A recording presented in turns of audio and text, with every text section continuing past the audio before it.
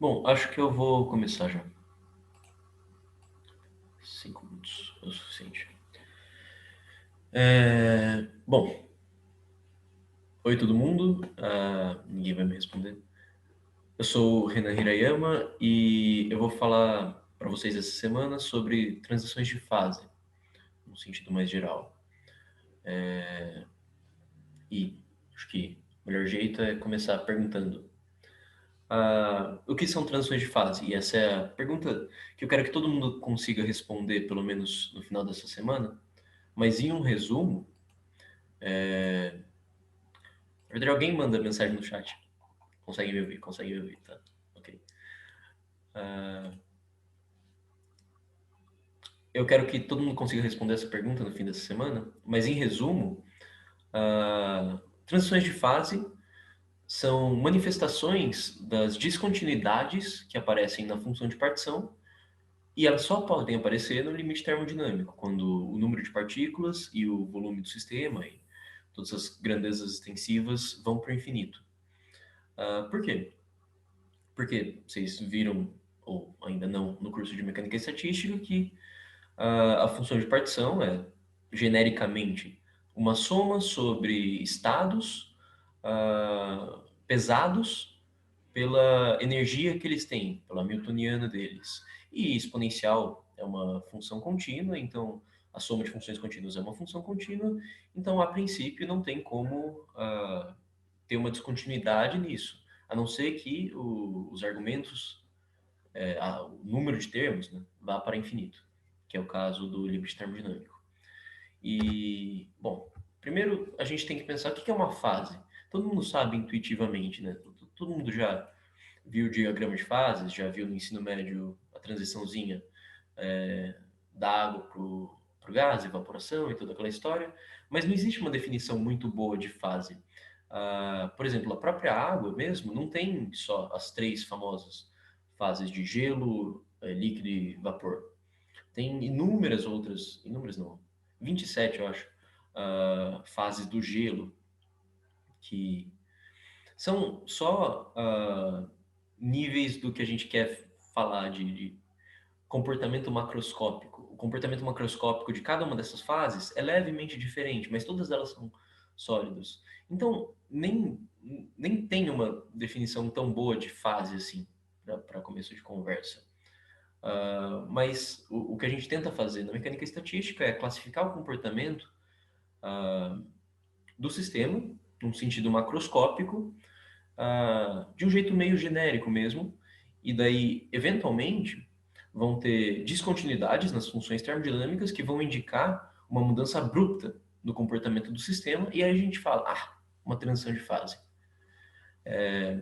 E esse estudo tem aplicações tanto desde economia, no comportamento das próprias pessoas e como os mercados se balanceiam, quanto em fisiologia. O desmanchamento de um DNA pode ser descrito por uma transição de fase. E daí, em particular, na física, uma das coisas legais na física hoje em dia, uma das áreas quentes na física, é o estudo do diagrama de fases e da transição de fase que tem num sistema hadrônico, que é composto por prótons e nêutrons e coisas, matéria que a gente chama de ordinária, e a transição desse estado para o plasma de quark-ciclo-uns, que é uma matéria muito quente e densa, que aparece tanto no núcleo de estrelas supermassivas, quanto no centro de colisões de íons pesados. Eu estou falando disso só porque a minha área e minha orientadora ia brigar comigo se eu não falasse. É com isso que eu trabalho. Mas, então, para a gente começar a estudar transição de fase, pegar a noção do que é, eu acho que é legal a gente começar com um exemplo que é precisa de menos noção da física em si, de todos os comportamentos microscópicos, e só pegar um sistema que a gente consegue enxergar bem a transição de fase em si. E eu acho que um modelinho legal é o grafo aleatório de Erdős-Rényi. E, bom, ele começa com definições simples, como tudo de matemática, e um grafo aleatório, na verdade, esse G estiloso de NP, é uma família de grafos que tem todos N pontos, N nós, e tem uma probabilidade P de ter uma aresta em cada par de pontos. Então, isso aqui define uma família de grafos. Aí, possíveis elementos dessa família, da família, por exemplo, com 5 pontos e 0,2 de Pzinho, podem ser esses caras aqui, tanto nenhuma aresta quanto 10 arestas. Claro, o elemento com 10 arestas é muito pouco provável, você imagina, né, que ele seja. Até mais porque o P é bem pequeno, a probabilidade de ter uma aresta é pequena, então 10 arestas é bem pequeno. Mas você pode fazer, tem vários elementos, e daí a gente pode contar o número de arestas dele, de cada elemento, e dar o nome Mzinho. E aí, o número máximo de arestas que cada grafo pode ter, claro, é só o número de pares, o número máximo de pares que tem. E isso é dado por um arranjo, eu acho, N2A2, que é isso aqui.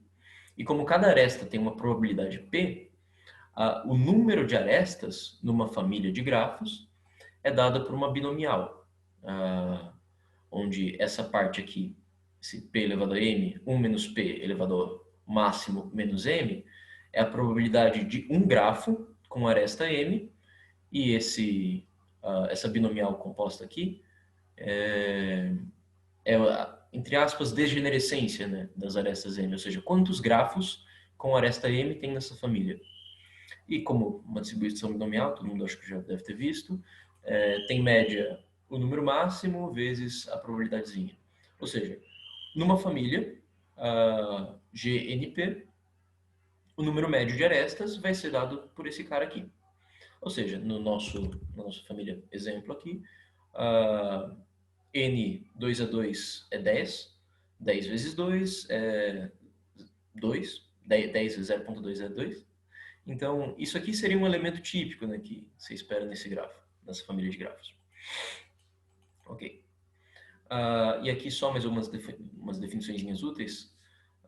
O grau de um grafo específico é o número de arestas que tem por nó, em média. Aqui, nesse exemplo, tem 30 nós e 20 arestas. Quem quiser contar, pode contar, não tenho certeza. Tem 20 arestas e 30 nós, ou seja, o grau desse grafo é 0,66. Aí tem o grau médio da família, que é a média, né, sobre todos os graus de todos os grafos. Isso é só apenas dado como a única coisa que flutua, né, entre os grafos. É o número de arestas. Isso é dado por essa expressão aqui. Eu chamei de C, esse grau médio da família, é dado por N-1 vezes Pzinho. E uma outra definiçãozinha é a ilha. Uma ilha é um subconjunto de pontos ligados, ou seja, nesse grafo exemplo aqui, esse ciano forma uma ilha, o vermelho forma uma ilha, os pontos roxos formam uma ilha. E não tem, nesse gráfico pelo menos, não tem uma noção espacial, né? Esses pontos, os pontos longe um do outro poderiam estar ligados, mas eu só não desenhei desse jeito para não ficar confuso. Ok. Então, vamos olhar para os casos extremos, que são os que têm probabilidade Pzinho igual a zero, ou seja, nunca tem uma aresta, ou probabilidade igual a 1, sempre tem uma aresta. Nesses casos extremos, é interessante olhar o tamanho da maior ilha, que nesse primeiro, como cada ponto é uma ilha por si só, o tamanho da maior ilha nesse grafo de P igual a 0 é 1, porque cada ponto é uma ilha. Em compensação, por outro lado, quando Pzinho é igual a 1, a maior ilha tem todos os pontos, porque todos os pontos têm ligações entre si. Mas tem uma diferença a mais qualitativa, que é além do tamanho, do tamanho das ilhas em si. E é o fato do tamanho da ilha ser constante no primeiro caso e extensivo no segundo caso. Extensivo no sentido do número de pontos. Se eu colocasse um ponto a mais aqui, por exemplo, se eu colocasse um ponto a mais aqui, nenhuma aresta se ligaria. Mas se colocasse um ponto a mais aqui, todas se ligariam e o tamanho aumentaria. Isso é uma diferença qualitativa importante. E daí, quando a maior ilha do sistema tem essa propriedade de extensividade, a gente fala que ela é gigante. Um nome legal. Ok. E daí a pergunta natural, né, quando você observa isso, é perguntar como que essa extensividade aparece? Ela é gradual? A intuição que a gente teria aqui, justamente, à medida que a gente vai aumentando essa probabilidade, com calma, o tamanho também vai deixando de ser constante e, eventualmente, vira extensível. Ele só vira extensível de verdade quando P é igual a 1. Isso é a intuição que eu tenho, pelo menos. Mas essa intuição está errada, como a gente vai ver. Para mostrar isso, vamos assumir que existe uma gigante, ou seja, tem uma ilha que é extensiva e que ela ocupa uma fração Szinho de todos os nós. Szinho ainda é extensivo, né? Porque isso aqui ainda cresce com N, mesmo que não seja todos os pontos. Mas isso aqui ainda é extensivo, mesmo que não sejam todos os pontos ligados. Então, só por definição, U, que é 1 menos S, é a probabilidade de um nó não ser da ilha, como S é a probabilidade de ser da ilha. Então, o que a gente quer ver é achar os pontos que não fazem parte dessa gigante. Para fazer isso, a gente faz o seguinte. Vamos pegar dois nós quaisquer, I e J, e a gente quer que I não faça parte dessa gigante. E para I não fazer parte da gigante através de J, ou seja, I não está ligado com J e não está ligado com a gigante, só tem duas possibilidades. Ou I não se liga para J, I não está conectado com J, ou I está conectado com J, mas J não está conectado na gigante. Eles formam uma ilha pequena por si só. Isso aqui são as únicas duas possibilidades, essencialmente, para o I não fazer parte da ômega através de J. A probabilidade do primeiro é dada por 1 menos Pzinho, porque Pzinho é a probabilidade de ter uma conexão, ou seja, 1 menos Pzinho é a probabilidade de não ter uma conexão entre dois pontos.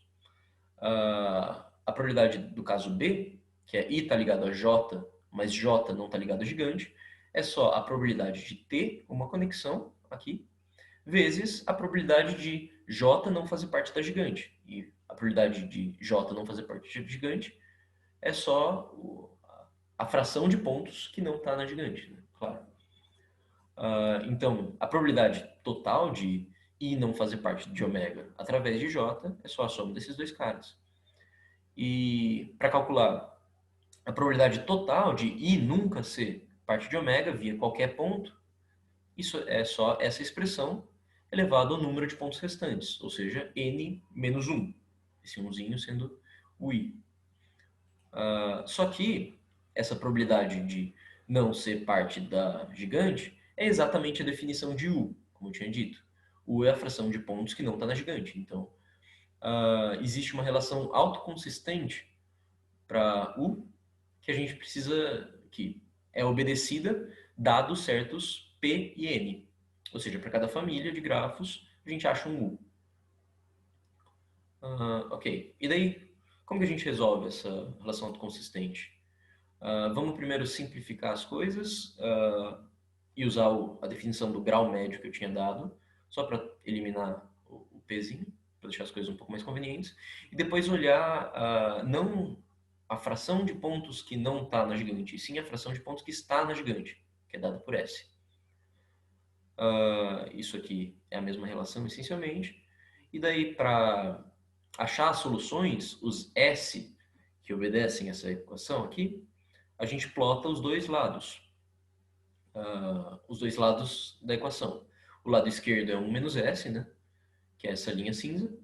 E o lado direito é 1 menos CS sobre N menos 1 elevado a N menos 1. E isso são essas linhas contínuas aqui. E, claro, isso muda, né, com o valor de C, o valor do grau médio. Grau médio. E para determinados valores de C, a gente não tem uma solução além da solução trivial, né, que é não ter uma gigante, ou seja, S igual a zero. Se S é igual a zero, significa que a fração que a gigante ocupa é nula, ou seja, não tem uma gigante no sistema. E isso é verdade para um certo intervalo de C. Vocês podem ver aqui. Se eu variasse C bem de pequenininho até mais ou menos aqui, nunca essas linhas se cruzariam. Ou seja, não tem uma gigante para nenhum desses casos. Só que, eventualmente, tem um C crítico, tem um valor crítico para C, que cruza, que faz as duas soluções se cruzarem, as duas linhas se cruzarem. Então aparece uma solução aqui, por exemplo, para C igual a 1,5, tem a gigante ocupa uma certa fração, que é em torno de 0,65 aqui, mais ou menos. E para a gente achar esse valor crítico de C, é só perceber que aqui, no valor crítico de C, a derivada do lado esquerdo, ou seja, a derivada de 1 menos S com respeito a S, é igual à derivada da curva contínua com respeito a S também. Eu acho que aqui na legenda faltou um parênteses tá errado. E daí, para achar o grau crítico, a gente faz o que eu falei, né? Deriva dos dois lados com relação a S na origem. E encontra que o valor crítico do C, o C crítico, é igual a 1. E daí a gente pode fazer essa brincadeira de achar a solução que cruza, no ponto que cruza, para vários valores de C, e daí a gente vai encontrar que é zero para todos os Cs antes de 1, e ela é não zero para todos os Cs depois de 1, independente do valor do tamanho da rede. E isso aqui é o exemplo, o jeito característico que uma transição de fase se comporta. Primeiro, uma grandeza vale zero. Essa grandeza a gente chama de parâmetro de ordem, né? No caso, a fração de pontos que tem na gigante é o parâmetro de ordem, porque ela vale zero numa certa região de parâmetro controlável, né? O grau médio C é um parâmetro que a gente controla, só aumentando, né, a probabilidade. E depois desse C crítico, a fração, a gigante passa a existir. Ou seja, aqui no lado direito tem uma fase extensiva e aqui tem uma fase constante. E esse aqui é um exemplo bem típico da transição de fase. E aí tem uma intuição bem boa, né, sobre esse comportamento, que é o grau médio C simplesmente mede a probabilidade de um ponto se, na verdade, o número de arestas que cada nó vai ter. E se cada aresta tem menos do que um vizinho, cada ponto tem menos do que um vizinho ligado, significa que as ilhas, né, vão morrer. E a gente pode ver aqui, começando com a mesma condição inicial, né, dos dois lados, à medida que eu vou aumentando a rede, aumentando o grafo, o caso C menor do que 1 faz poucas conexões, e o caso C maior que 1 faz bastante conexões. Isso é óbvio. O caso da esquerda vai eventualmente matando a ilha, ou seja, nunca vai aparecer uma gigante nos casos em que C é menor que 1, e sempre vai aparecer uma gigante nos casos com C maior que 1, só pela própria comportamento do sistema. Essa é a interpretação legalzinha. Okay.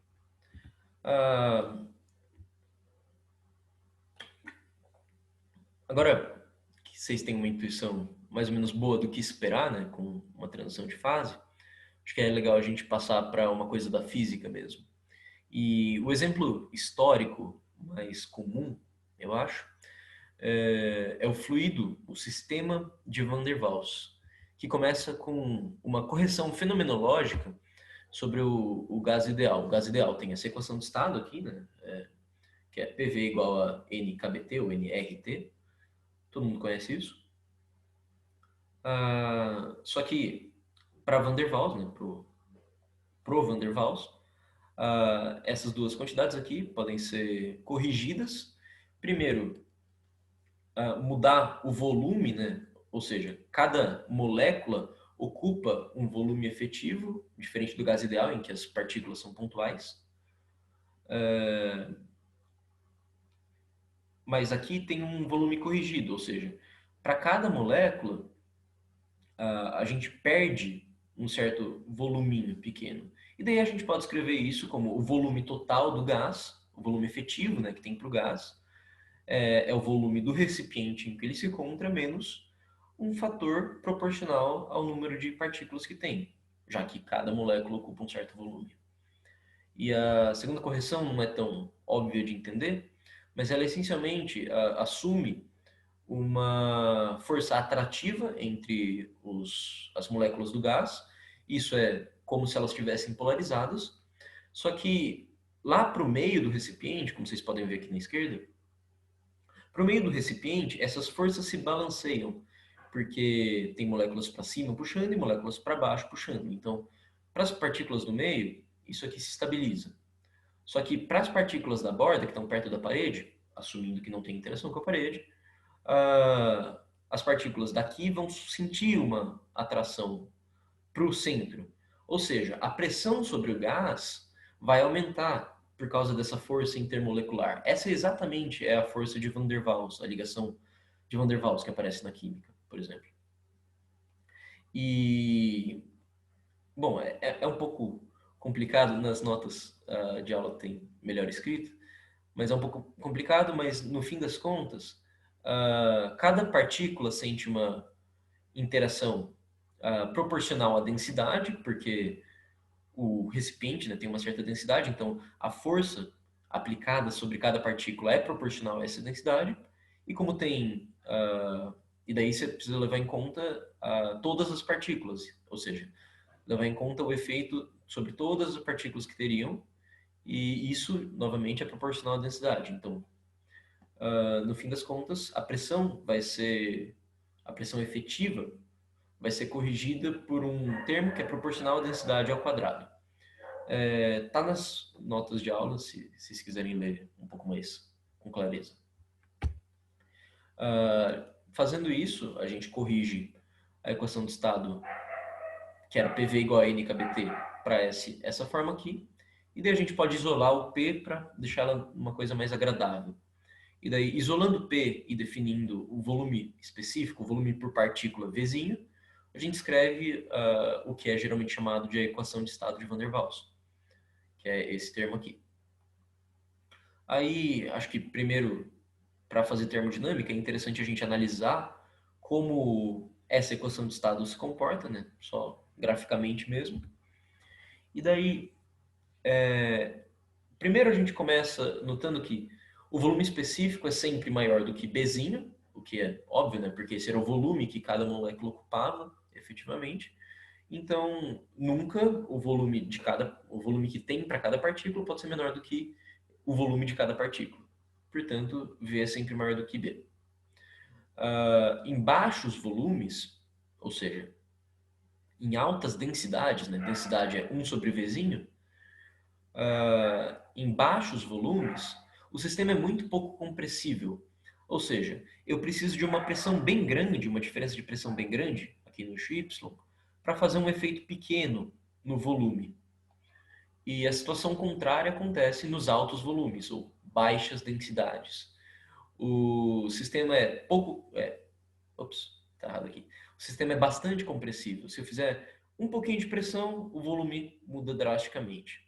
Se eu aumentar ou diminuir um pouco a pressão, o volume muda bastante nessa região. E a gente tem nomes macroscópicos, qualitativos, para descrever esses dois comportamentos. A gente chama, geralmente, esse cara aqui de líquido, o cara que é pouco compressível de líquido, e o cara que é muito compressível de gás. Né? Isso é uma coisa legal. E daí, outras propriedades são que em altas temperaturas tem pequena distinção, né, entre o que é líquido e o que é gasoso, de acordo com a equação de estado, e em altas temperaturas mesmo, o sistema fica essencialmente parecido com gás ideal, porque esse termo aqui fica irrelevante. Aí, em baixas temperaturas, dá para ver aqui na curva verde, a pressão não é monotônica com o volume, que é uma coisa esquisita, né? Você não espera que, à medida que você aperte o gás, ele vá mais para dentro, ele queira ir para dentro. Então é meio estranho isso. E a temperatura crítica, né, que está entre esses dois regimes de temperatura, é dada pelo ponto crítico, que é esse CP aqui.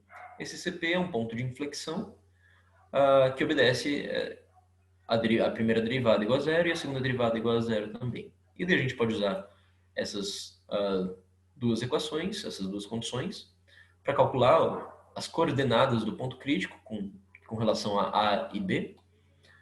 E daí a gente acha que a temperatura crítica é essa quantidade, o volume crítico é essa quantidade e a pressão crítica é essa quantidade. Só daquelas condições lá mesmo. O que quem quiser fazer, tá? Você já deve ter feito, imagino, quem fez Mixstat. Ok.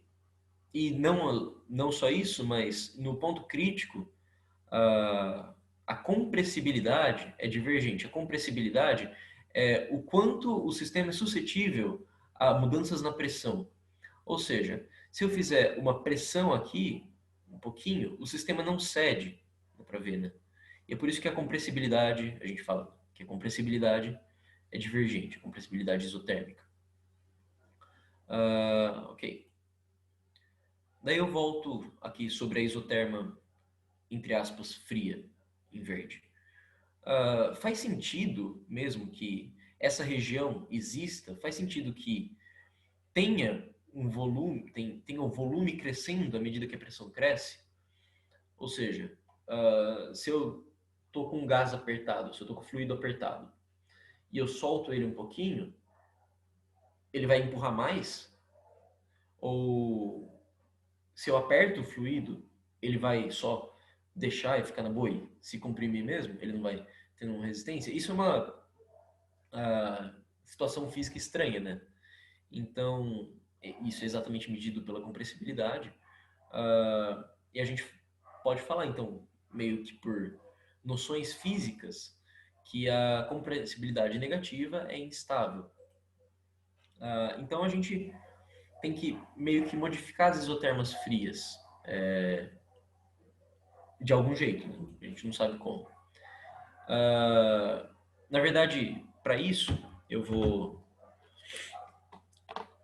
me usar de um experimento que a gente sabe, na verdade, como essas coisas se comportam, né? A gente sabe que para uma certa temperatura que é mais ou menos fria, e com certeza não é uma temperatura de ebulição, vocês podem ver, eu não sei se vocês estão vendo minha câmera, vou parar. Tá. Isso aqui é café, posso beber, ele está frio e ruim mesmo, mas ele não está na temperatura de ebulição, mas à medida que eu vou descomprimindo, ele começa a sofrer uma ebulição.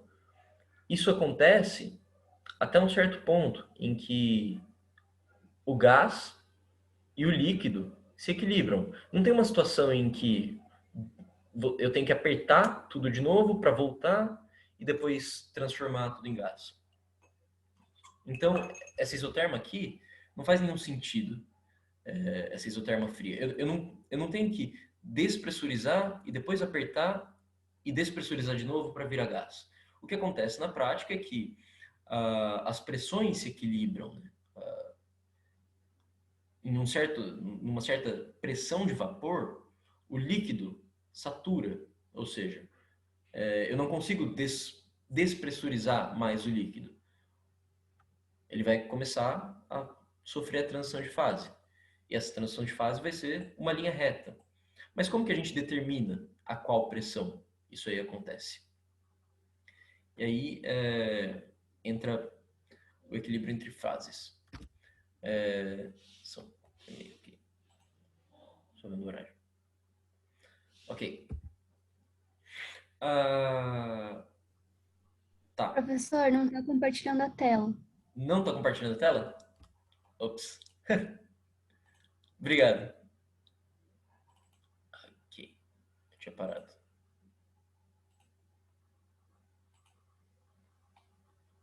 Aqui. Conseguem ver agora?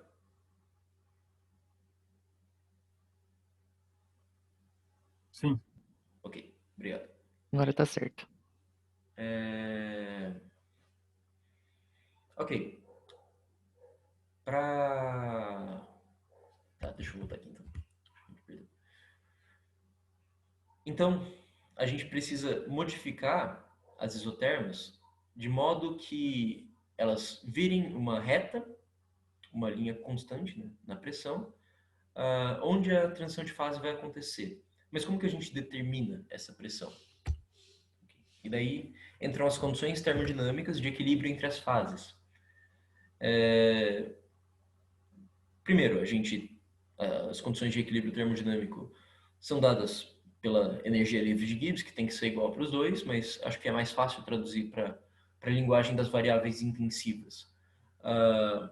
Vocês sabem que em equilíbrio, para ter equilíbrio, né, entre dois sistemas, ou entre duas fases de um mesmo sistema, a temperatura tem que ser a mesma, a pressão tem que ser a mesma e o potencial químico tem que ser o mesmo.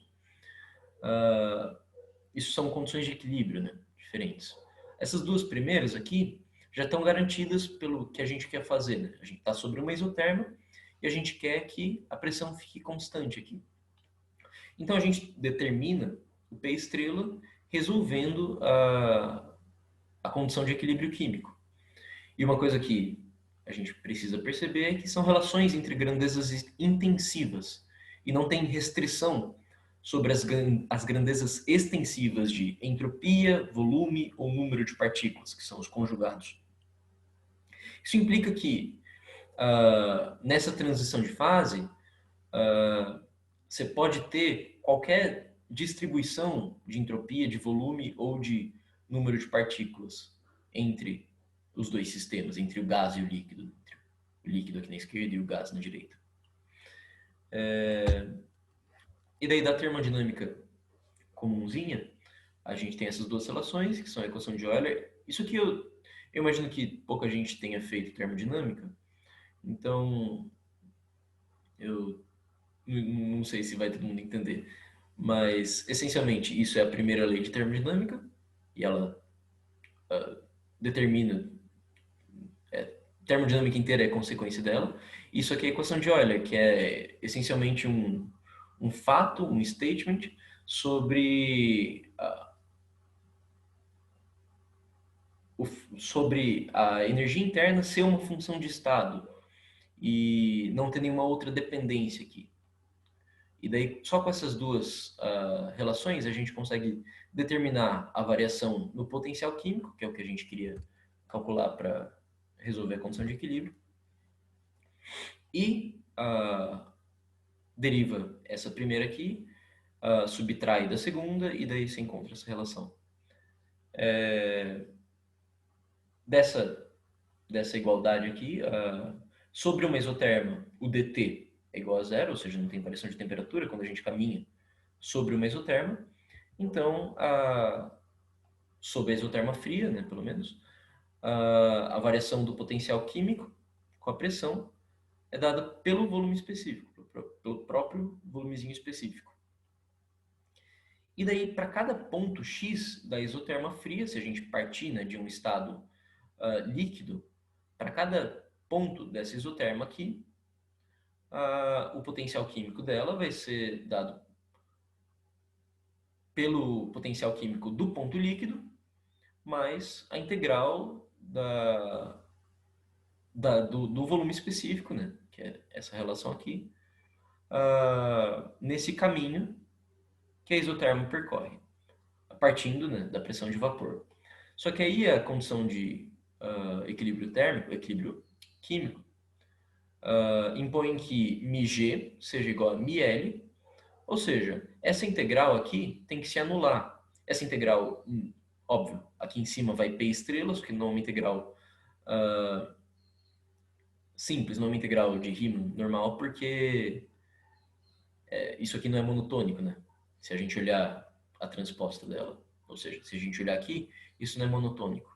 Então, para achar o valor de P estrela, a gente tem que zerar essa integral quando quando o sistema atingir o volume de saturação do gás. Ou seja, quando se despressurizar o suficiente, todo o sistema vai ter se convertido em gás. E nesse ponto, essa integral se zera. Ok, para esse ponto, a gente... Acho que faltou alguma coisa aqui. Para esse ponto, a integral devia zerar. Então, isso impõe que as áreas dessas curvas sejam iguais. Da contribuição positiva, com dp crescendo, que é dado pela curva amarela, aqui, que vai desse ponto de mínimo até esse ponto de máximo na pressão. E a área sob essa curva amarela tem que ser igual à área sobre as curvas azuis, que são as contribuições com dp negativo, ou seja, a pressão está voltando, entre aspas. Então, no fundo, a gente está vindo daqui de trás e percorrendo esse caminho aqui. Aqui tem dp negativo, aqui tem dp positivo. E daqui tem dp negativo de novo. E daí, para igualar essas duas áreas, essas duas contribuições aqui são idênticas e essas daqui também. Então, só sobra que a pressão de vapor correta é a pressão que faz para o lado direito e para o lado esquerdo ter a mesma área. Isso define, né, a pressão de vapor. Mas isso é uma construção, isso é o que se chama de construção de Maxwell, mas é uma coisa meio estranha, né? Porque a gente falou que a isoterma fria não é uma coisa física, né? Essa isoterma de Van der Waals não é uma coisa física, mas a gente ainda usou ela para calcular a pressão de vapor. Então, é uma coisa meio hand-wave.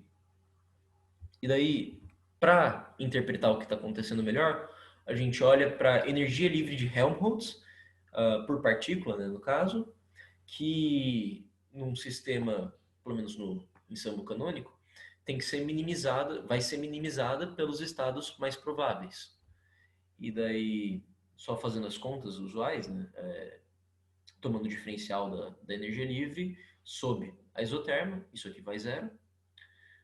Então, sobre a isoterma, a variação da energia livre com um volume específico é só o negativo da pressão. E daí a gente pode plotar, né? Pode integrar essa relação aqui usando a equação de estado de Van der Waals, encontrando que a energia livre de Helmholtz é essa quantidade aqui, mais uma função da temperatura, que não é importante. E daí, com respeito ao volume específico, aqui em cima, tem o plot da energia livre. E daí a gente vê que, no caso de Van der Waals, a energia livre tem uma subidinha aqui. E essa subidinha e descida representa a mudança de concavidade da energia livre. E isso é uma coisa, isso que é, no fundo, não físico e viola a segunda lei da termodinâmica. Que, em outras palavras, isso aqui está fazendo a entropia diminuir. Isso não pode acontecer. Mas isso é combatido pela construção de Maxwell que a gente fez. Se a gente colocar, ao invés de colocar a equação de estado de Van der Waals, a gente colocar a pressão de vapor, aqui, aquele P estrela, é essa reta que se forma aqui, nesse caminho, pelo menos. Como dá para ver aqui, né? Isso aqui é a derivada do de cima. E essa pressão de vapor, né? Essa linha reta com a pressão de vapor faz uma dupla tangente com a energia livre de Helmholtz. Aqui ela é tangente e aqui ela é tangente. E mais do que isso, a gente pode ver que ela minimiza, aqui ela minimiza, esses daqui são os estados mais prováveis de acontecerem e aparecerem. Então, no fundo isso que fala pra gente que de fato a construção de Maxwell funciona. Que esses são os estados que, dados os vínculos do sistema, minimizam a energia livre. E daí aqui seria como a isoterma fica de fato. Primeiro, a gente tem um líquido bastante pressurizado e a gente vai despressurizando ele. A pressão vai abaixando, mas o volume não mexe muito. Até uma certa situação crítica, em que o líquido tem o mínimo de pressão que ele consegue aguentar, e daí as moléculas que estão no líquido começam a passar para a fase gasosa. E eles vão lentamente absorvendo, o gás vai lentamente puxando todas as moléculas do líquido. Essa é a interpretação correta do que está acontecendo. Até um certo ponto em que o líquido acabou, todas as moléculas viraram gás, que é o que acontece nesse ponto aqui, de saturação.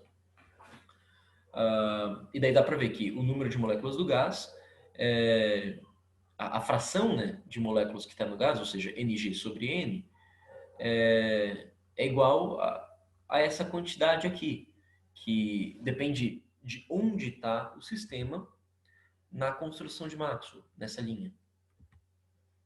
E à medida que a gente aumenta a temperatura, vai evaporando, como a gente sabe, né, de experiência, ou à medida que a gente tira a pressão, faz a mesma coisa, que é o que eu fiz com o café. E daí, só um último comentário é que a gente pode interpretar essa grandeza entre parênteses como parâmetro de ordem no sistema, porque numa certa fase ele vale 0, que é lá para trás, e na outra fase ele vale não 0. Ok. E daí, à medida que a gente faz, claro, tem uma pressão de vapor para cada temperatura, e se a gente calcula a pressão de vapor para cada temperatura, a gente consegue montar uma curva de coexistência naquelas isotermas. E essa curva de coexistência vai falar quando tem a transição de fase e quando não tem. Quando uma isoterma bate na curva de coexistência, o sistema para de se despressurizar e entra na transição de fase, e daí ele fica com uma pressão constante e com a temperatura constante, até chegar do outro lado, né, no outro lado da curva de coexistência, e ele volta a ser um gás. E o caminho contrário também vale, claro. Mas quando a gente pediu, né, quando eu pedi para existir a construção de Maxwell, eu falei que o problema é que a compressibilidade era negativa, ou seja, que dP/dV era positivo. Mas nem todos os pontos que a gente jogou fora são ruins. Tem pontos embaixo dessa curva de coexistência que são mecanicamente estáveis, ou seja, que tem uma compressibilidade positiva. E isso dá origem ao fenômeno da metaestabilidade, que é possível fazer o sistema entrar nessas regiões, só que essas regiões não minimizam a energia livre, então elas são pouco prováveis de acontecer. Um exemplo bem comum, acho, da metaestabilidade é quando a gente tem lá, uma coquinha gelada no freezer e por muito tempo a gente esqueceu ela, e daí a gente lembra e tira. Ela ainda está líquida, só que quando você dá um peteleco no sistema, quando você dá um tapa ou tira ela com força do freezer, ela congela do nada. Isso a gente fala que a coca estava no estado metaestável. No caso da transição líquido para sólido. Ok. E daí, como a gente tem uma pressão de vapor para cada temperatura, a gente pode plotar isso no que a gente chama de diagrama de fases, que é o diagrama P por T, ou T por P. E isso, na verdade, comprime, colapsa aquela curva de coexistência numa linha de coexistência, que é esse P estrela de T. E essa linha separa o diagrama de fases entre as fases do sistema. Quando tem bastante temperatura, é um gás. Quando tem pouca temperatura, é um líquido, essencialmente. Como a gente via aqui, né? E essa linha existe até um certo ponto, que era aquele ponto crítico, né? Aqui, essa linha de transição de fase acaba. E daí, depois da linha de transição de fase, o sistema entra no comportamento supercrítico, que é onde não tem uma distinção tão boa entre gás e líquido, e que essencialmente era o sistema se comportando como gás ideal.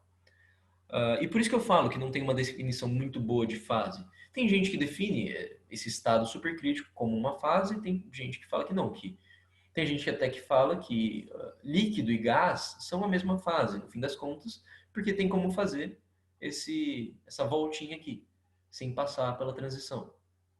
Então, tem discussões acaloradas sobre isso. Mas no fim das contas, o comportamento macroscópico é diferente, então faz sentido a gente chamar de líquido e gás. E falar que são duas fases diferentes. Ok. E daí, a gente pode calcular a inclinação dessa fase só usando a condição de equilíbrio químico mesmo, em que os pontos,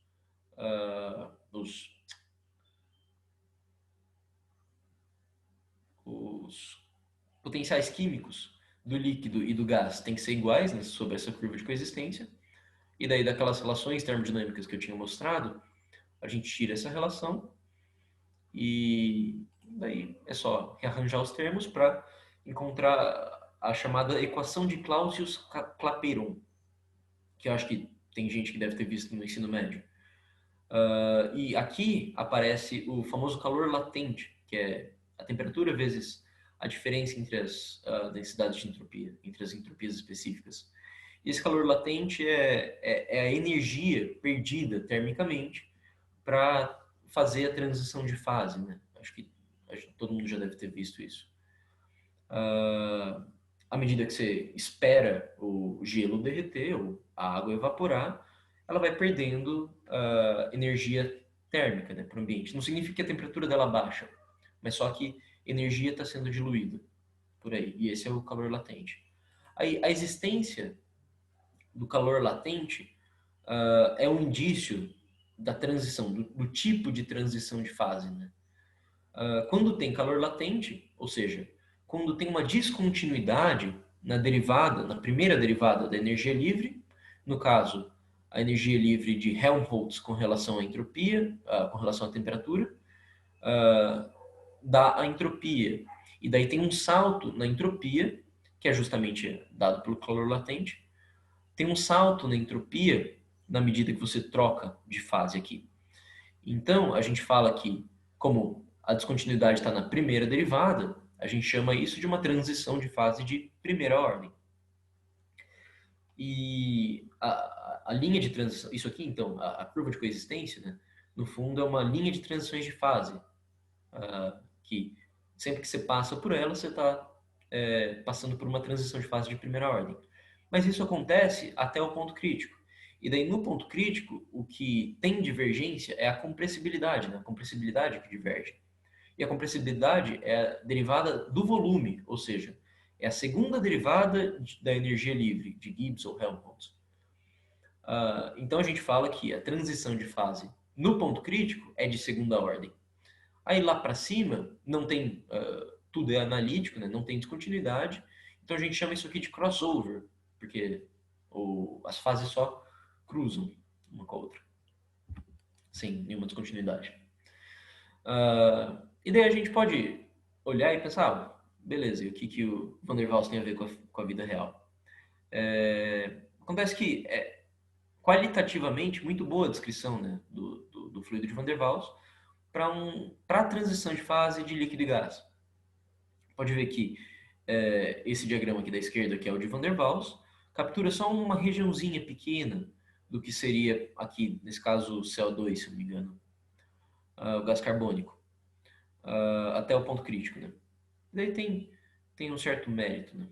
Isso aqui. Mas tem outras fases que não são, obviamente, cobertas pelo fluido de Van der Waals. Ok. E daí a gente consegue, voltando um pouco, a gente pode reescalar, até então, né? Eu tinha usado sempre as grandezas termodinâmicas reescaladas pelo ponto crítico. Mas eu não fiz isso ainda com a equação de estado em si. E daí, usando aquela solução, né, do ponto crítico que eu tinha mostrado, a gente pode reescalar a equação de estado de Van der Waals para ter esse formatinho aqui, ou ainda com as variáveis reduzidas, T sobre TC, V sobre VC e P sobre PC, indicadas por um tio, a gente pode escrever a equação de estado desse jeito. E notem que, desse jeito, pelo menos, ou seja, quando a gente reescala sobre o ponto crítico, a equação de estado fica independente do material, seja gás carbônico, hidrogênio, metano. Em tese, se o fluido obedece à lei de Van der Waals, a equação de Van der Waals, ele sempre vai ter esse comportamento aqui, em torno do ponto crítico. Isso aqui isso é a lei dos estados correspondentes. Não depende muito do material, o que está acontecendo com o sistema. Depende só da distância que ele está para o ponto crítico do sistema, que é garantido existir. A gente pode olhar uma coisa legal da lei dos estados correspondentes, olhando para o diagrama que faltava, né? A gente tinha P por V, P por T, então falta T por V. Olhando esse diagrama, no caso de T por V a menos 1, só por conveniência, a gente consegue plotar, né, as temperaturas da curva de coexistência. E aqui, de novo, né, aparece a região de metaestabilidade, no caso, agora T por densidade, e densidade que é 1 sobre V. E comparando com um experimento da vida real, que é bem conhecido, eu acho, a gente vê que tem um comportamento qualitativamente parecido. E, de fato, a lei dos estados correspondentes mostra que, para várias moléculas diferentes, o sistema cai bem legalzinho em cima dessa curva. Essa curva que é, entre aspas, universal, com respeito ao ponto crítico. Então, tem alguma coisa que cheira estranho, né? À medida que a gente reescala as grandezas termodinâmicas com relação às coordenadas do ponto crítico. Parece que tudo se encaixa, né? E pode ter alguma coisa mais funda nisso. Então, acho que é interessante a gente olhar como que essas grandezas termodinâmicas que divergem no ponto crítico, como que elas divergem? Como de fato que elas divergem? Com qual relação com a temperatura elas divergem? E daí a gente pega a compressibilidade, que a gente já falou que diverge, e olha, faz as contas, né? Daí daquela equação de estado na forma reduzida, a gente pode reescrever ela desse jeito e derivar implicitamente com relação a P-til. Isso aqui é só conta, né? Vocês sabem fazer isso. Derivando implicitamente com relação a P-til, a gente encontra que tem, legalzinho, né? A parte da compressibilidade, encontra essa relação. Aí, sob o volume crítico, ou seja, V igual a VC aqui, vale que, colocando isso na equação de estado reduzida, a pressão em função da temperatura sobre o volume crítico é isso aqui. E daí só aplicando V-til igual a 1 e P-til igual a isso aqui, nessa relação que eu tinha antes, a gente encontra que a derivada de V com respeito a P numa certa isoterma varia desse jeito aqui.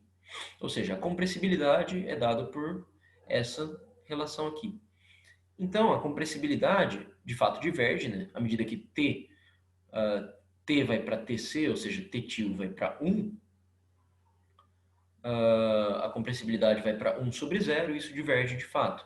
E daí é interessante notar que ela diverge com uma potência de menos 1, que eu vou chamar de gama, né? Vou chamar isso aqui de gama. E daí a gente pode fazer essa brincadeira, e isso está feito nas notas, a gente pode fazer essa brincadeira para outras quantidades, né, e ver como que elas se comportam perto do ponto crítico. Por exemplo, quão plano fica a isoterma à medida que você vai diminuindo a temperatura aqui, quão plano fica a isoterma crítica? E daí a gente vê que o volume crítico, né, o Vtil menos 1, aqui no caso, depende da raiz cúbica da pressão. Ou seja, isso aqui é, no fim das contas, um polinômio de terceiro grau. Aqui. Você pode fazer essa brincadeira também para a curva de coexistência e ver que a dependência dessa diferença aqui, não exatamente dessa diferença, porque isso aqui é V a menos 1, mas você pode ver que essa distância aqui depende da temperatura com um outro expoente crítico que é dado por, a gente chama de beta e vale meio. E daí, esses expoentes críticos, gama, delta e beta, eles supostamente, de acordo com a lei dos estados correspondentes, eles devem valer para tudo, né? E verifica-se experimentalmente que a lei de Van der Waals não está exatamente em cima, mas se fizer a medida para vários gases reais, se encontra que de fato o beta é 0. O beta é sempre o mesmo, né, para todos, e ele vale em torno de 1/3. O gama sempre vale em torno entre 1,2 e 1,4, e o delta sempre tem esse valor aqui. Isso a diferença, né, dos gases reais para o gás de Van der Waals aparece porque o gás de Van der Waals, como eu falei ali no começo, faz umas simplificações sobre as interações moleculares e tal, que não são tão válidas e desprezam coisas não tão desprezíveis assim. Mas já mostra que tem uma certa universalidade acontecendo em torno do ponto crítico e que esse ponto crítico é uma coisa especial. Aí, só para concluir, tem um fenômeno que é interessante, que se vê em sistemas reais, que eu não sei se eu vou conseguir mostrar. Tem um vídeo aqui, eu não sei se... Vamos lá.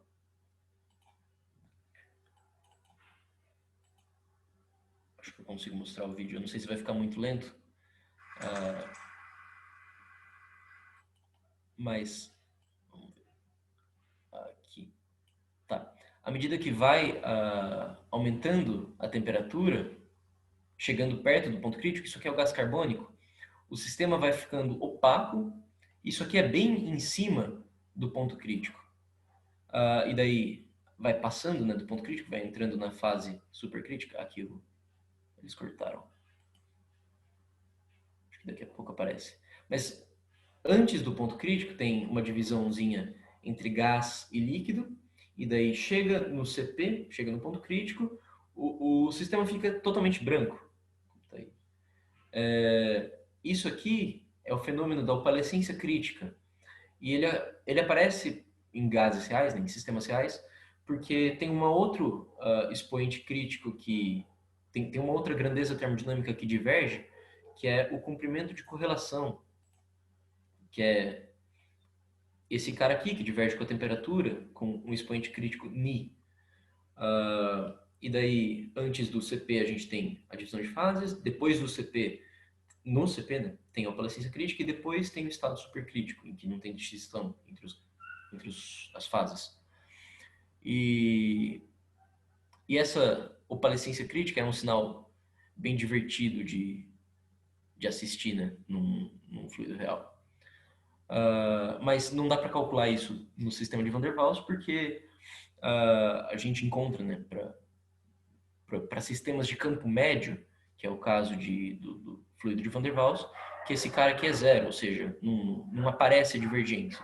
Mas isso acontece porque esse Xi está ligado a flutuações de longo alcance, flutuações de longa ordem, ou seja, quanto um ponto do fluido está correlacionado com um ponto a uma certa distância. E isso é desprezado, né, nas teorias de campo médio, como é o caso de Van der Waals, porque a gente fez uma aproximação, aquela aproximação de que a pressão efetiva tem uma correção com a densidade, não leva em conta as interações intermoleculares. Então isso despreza, no fim das contas, as correlações que os diferentes pontos têm. E daí no fluido de Van der Waals isso não aparece. Mas aí quando a gente vai ver nas próximas aulas que isso vai aparecer. Ok. E é isso que eu tinha para apresentar hoje para vocês. Eu falei um pouco mais rápido do que eu esperava. Aqui. Então, se alguém tiver alguma pergunta, tô lendo as mensagens, estou feliz. Se alguém tiver uma pergunta, quiser abrir o microfone, perguntar. Eu não vi o chat se apareceu alguma pergunta, mas fiquem à vontade. Em tese, a gente tem até às 6.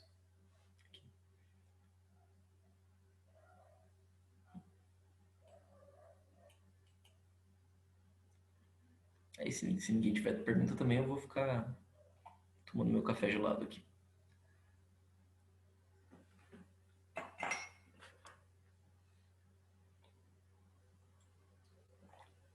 E tem notas. Por enquanto eu não terminei todas as notas de aula, mas tem notas de aula no meu Notion. Eu não sei se a DPS divulgou os sites, mas eu peço. Não sei se mandaram no e-mail e tal, mas eu vou mandar no chat o link. E daí tem as notas dessa primeira aula, tem da segunda, se vocês quiserem spoiler já.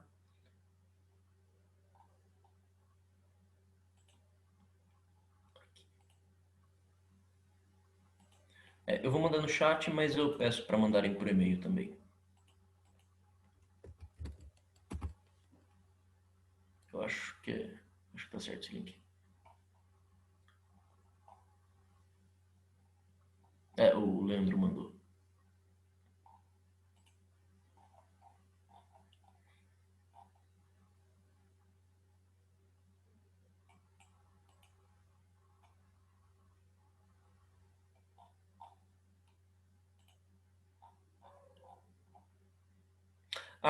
Sim, inclusive, bem lembrado, eu vou disponibilizar a gravação